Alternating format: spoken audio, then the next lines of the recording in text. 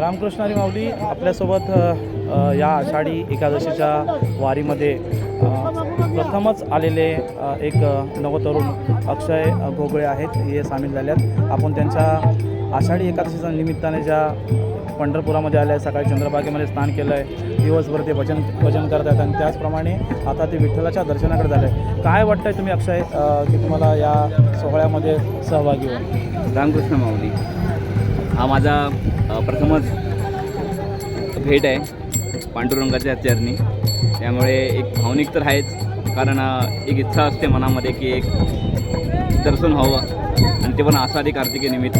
त्यामुळे पहिलंच दर्शन दिंडी करत काही 1-2 तासासाठी का होईना पायी वारी करत ते दर्शन मी आता मिळणार आहेत, त्याची एक उत्सुकता अलगच आहे. आणि बस ही संधी आणि ही वेळ मला वर्षानुवर्षे भेटत राहावी. पांडुरंगाची चरणी मला भेट देता यावी वर्षातून एकदा एकादशी दिवशी. तर मी ती प्रार्थना करीन आणि तसेच आजच्या पिढीलाही ह्या मार्गी लागण्याची आपला जो युगानुयुगे जो आपला वारसा आहे तो आता आपली जबाबदारी आहे पुढे चालवण्याची.